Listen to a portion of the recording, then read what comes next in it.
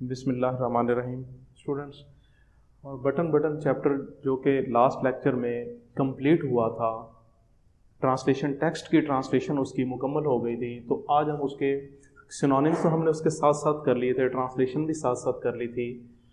اب اس پہ جتنے پاسبل کوشچنس بن سکتے ہیں جو کہ ٹیکسٹ بک میں بھی آلریڈی دے رکھے ہیں، ان کوشچنس کو آج ہم نے ڈسکس کرنا ہے کہ کتنے پاسبل کوشچنس بنتے ہیں اور ان کے کس طرح سے ہم نے آنسر ڈیلیور کرنے ہیں، جو کہ ہمارے پیپر میں 2 مارکس کا ایک کوشچن آتا ہے، اور اس بک 1 سے جس کو ہم نے سٹارٹ کر رکھا ہے اس میں سے ہم نے 6 کوشچن کرنے ہوں گے، 2 مارکس کا ایک ہوگا، تو یہ 12 مارکس کے جو ہم نے شارٹ آنسر کرنے ہیں پیپر کے اندر، اس کو ہم دیکھیں۔ کوشچن نمبر 1 کو ہم دیکھتے ہیں۔ سب سے پہلا کوشچن یہ ہے جی، why did Norma consider the tone and attitude آفینسو؟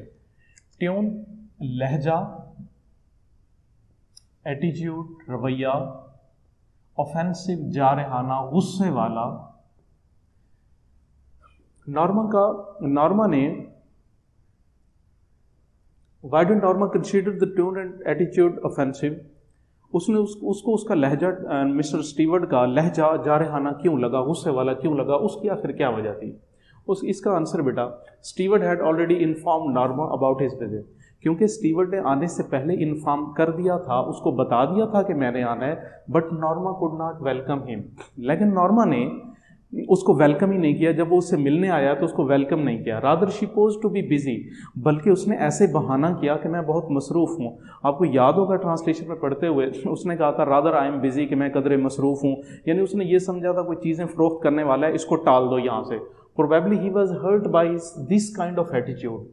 اب وہ مسٹر اسٹیورٹ جو تھا وہ اس نے اس کا جو رویہ تھا وہ اس سے بہت ہرٹ ہوا، so his tune might have become a but harsh, لہٰذا اس کا جو رویہ تھا وہ تھوڑا سا تلخ ہو گیا، ابٹ تھوڑا سا ہارش، سختی آ گئی اس میں، which Norma consider to be offensive, جس کو نارما نے اوفینسو سمجھا، جارحانہ سمجھا۔ یہ فرسٹ کویشچن کا آنسر ہو گیا جو کہ 2 مارکس کے لیے سفیشینٹ ہے۔ اس کے بعد ہم بات کرتے ہیں کویشچن نمبر 2 کی، why did Arthur disagree with his wife? Arthur اپنی بیوی سے اختلاف کیوں کرتا تھا؟ اس نے اختلاف کیوں کیا؟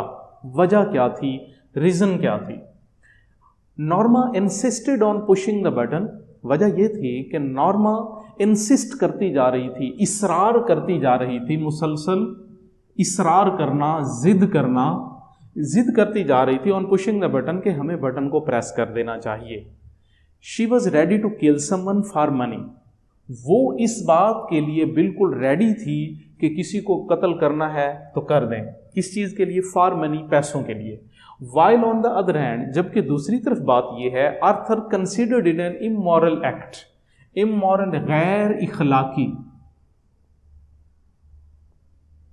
کیونکہ آرتھر جو ہے وہ اس عمل کو، اس ایکٹ کو، کون سا عمل کہ بٹن دبا کے کسی کا مرڈر کر دیا جائے، اس کو وہ غیر اخلاقی سمجھتا تھا۔ ہی کنسیڈرڈ اٹ اے مرڈر، وہ یہ کہتا تھا کہ یہ سیدھا مرڈر ہے، یہ قتل ہے۔ سو ہی ڈس ایگریڈ ود ہر، لہٰذا اس نے اس چیز کے اس پوائنٹ پہ اپنی بیوی سے، نارما سے اختلاف کیا۔ اس کے بعد ہے میرے بیٹے question number 3، why did Norma persuade her husband to agree with her? Persuade, قائل کرنا، منانا، کسی بات پہ راضی کرنا۔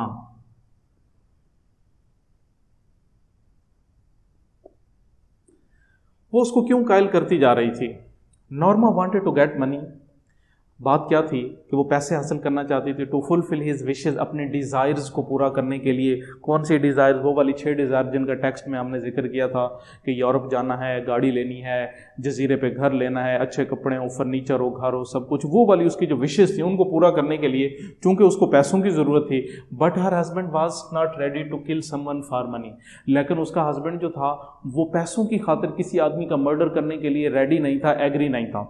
therefore she kept on persuading her husband to agree with her، لہٰذا وہ اس بات پہ اصرار کرتی رہی، اپنے ہسبینڈ کو دلائل دے کے مناتی رہی کہ آپ اس بات پہ راضی ہو، کس بات پہ؟ کہ ہم بٹن کو پریس کر کے پیسے حاصل کر لیں۔ اس کے بعد ہے میرے بیٹے question number 4، what were the reasons Norma gave her husband to accept the offer؟ وہ کون سی وجوہات تھیں، وہ کون سی ریزنز تھیں جن کو سامنے رکھتے ہوئے نارما یہ اپنے ہسبینڈ سے کہتی تھی کہ ہمیں اس آفر کو ایکسیپٹ کر لینا چاہیے، ہمیں اسے قبول کر لینا چاہیے، وہ ریزنز کیا تھیں، وہ وجوہات کیا تھیں. Norma tried to persuade her husband by saying that they would not really kill someone. سب سے پہلی بات تو اس نے یہ کی کہ دیکھیں وہ کسی کا مرڈر نہیں کریں گے، وہ جو کہہ رہے ہیں کہ ہم کسی کا مرڈر کر دیں گے اور آپ کو پیسے ملیں گے، ایسی بات نہیں ہے.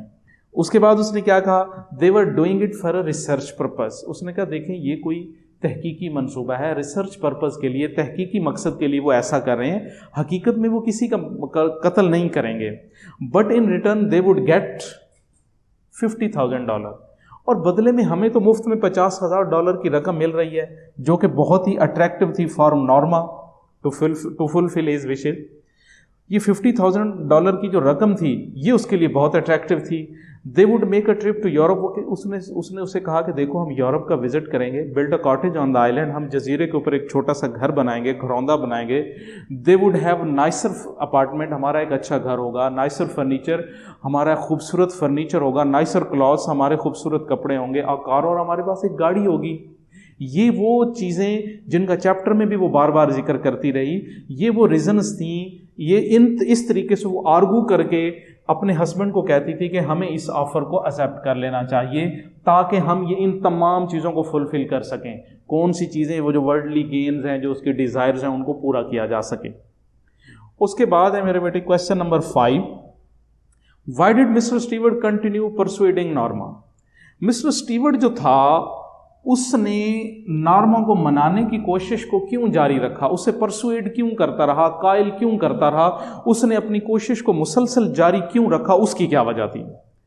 Probably he was an agent of a company. دیکھیں چیپٹر میں بتایا نہیں گیا، لیکن پروبیبلی شاید فیل ایسے ہوتا ہے، سرکمسٹانسز سے ایسے لگتا ہے کہ وہ ایک کمپنی کا ایجنٹ تھا، نمائندہ تھا، ریپریزنٹیٹیو تھا، کمپنی کا نام نہیں بتانا چاہتا تھا. اس چیپٹر کے اندر اس نے کہا کہ جی ہم اس کمپنی کے بارے میں، آرگنائزیشن کے بارے میں آپ کو بتا نہیں سکتے، لیکن وہ انٹرنیشنل اسٹینڈرڈ کی ہے. He wanted to get his commission from the company. وہ اس کمپنی سے جس کا وہ ریپریزنٹیٹیو تھا، ایجنٹ تھا، اس سے کمیشن لینا تھا. چونکہ اس نے he knew that Norma was a greedy woman, اور اس کے بعد وہ یہ بھی جانتا تھا کہ نارما جو ہے وہ ایک گریڈی وومین ہے. کیسے جانتا تھا کہ گریڈی وومین ہے؟ دیکھیں بیٹا پورے چیپٹر کے اندر، پورے چیپٹر کو ہم نے ایک ایک لائن کو سٹڈی کیا ہے، اس کے سینونیمز دیکھے ہیں، اس کی ٹرانسلیشن دیکھی ہے. نارما کی ہر بات سے یہ لگتا ہے، اس کے ہر عمل سے، ہر بات سے یہ لگتا ہے کہ وہ گریڈی وومین ہے، وہ پیسے لینا چاہتی ہے. ایون کہ مرڈر کر کے بھی وہ پیسے لینا چاہتی ہے. وہ مرڈر کو بھی ایک چھوٹی سی چیز سمجھتی ہے، مرڈر کو بھی وہ امپورٹنس نہیں دیتی. She was very easy pray for ہم. پرے شکار، وہ عبادت والا پرے نہیں ہے.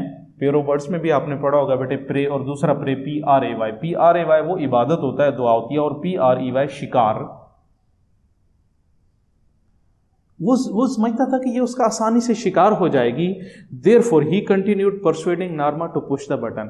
اس لیے وہ نارما کو اس بات پہ پرسویڈ کرتا رہا، قائل کرتا رہا کہ آپ یہ بٹن پریس کریں اور آپ کو پیسے ملیں گے.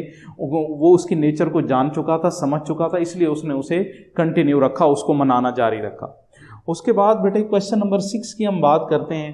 What was the message Norma received on pushing the button? Important question ہے بیٹے.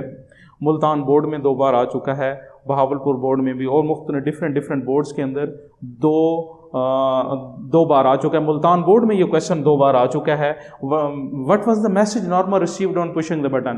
جب نارما نے بالآخر وہ بٹن پریس کر دیا تو اس وقت اس کو میسج کیا ملا؟ کون سا میسج تھا جب بٹن دبانے پہ جو میسج اس نے ریسیو کیا؟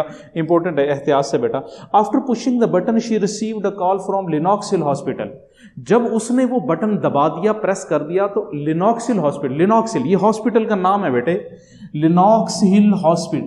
لیناکس ہل ہسپتال سے اسے ایک کال آئی، اس نے کال ریسیو کی. Some one told Hare about sub way accident. کسی آدمی نے اسے اس کے ایکسیڈنٹ کے بارے میں بتایا، ایک سب وے زمین دوز حادثے کے بارے میں بتایا. He told her that a shoving crowd had push Arthur a front of train. اس آدمی نے جس نے کال کی تھی اس نے بتایا کہ شوونگ کراؤڈ دھکم پیل کے اندر آگے بڑھتے ہوئے رش ہجوم کی وجہ سے آرتھر کو دھکا لگا اور آرتھر ٹرین کے آگے جا پڑا. یہ وہ میسج تھا, یہ وہ پیغام تھا جو اس کو بٹن دبانے پہ ریسیو ہوا. کہاں سے نام نہیں بتایا گیا تھا چیپٹر کے اندر, یہ نہیں پتا چلا کہ کس نے کال کی, لیکن کال آئی کہاں سے؟ لینوکس ہسپتال سے. امپورٹنٹ کوشچن ہے, اس کو آپ ڈبل مارک کر لیں گے بیٹے. اس کے بعد کوشچن نمبر 7 ہے بیٹے, what is the significance of Arthur's life insurance policy. Arthur کی جو انشورنس پالیسی تھی, بیمہ پالیسی تھی, اس کی سگنیفیکینس کیا, امپورٹنس کیا, اہمیت کیا ہے؟ Arthur's life insurance policy is very significant. Arthur's life کی جو انشورنس پالیسی تھی وہ بہت ہی زیادہ امپورٹنٹ تھی, اہم تھی. It is this policy money that Norma gets, یہی وہ رقم ہے جو نارما کو ریسیو ہوتی ہے. The insurance company wants to insure its integrity, integrity ساکھ,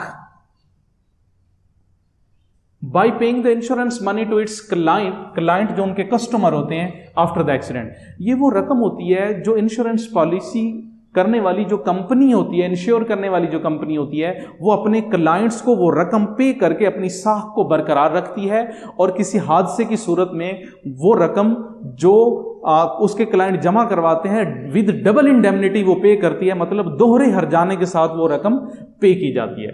اس کے بعد ہے میرے بیٹے کوشچن نمبر 7 کے بعد ہے question number 8. Did Norma remain normal on hearing the news of accident of her husband.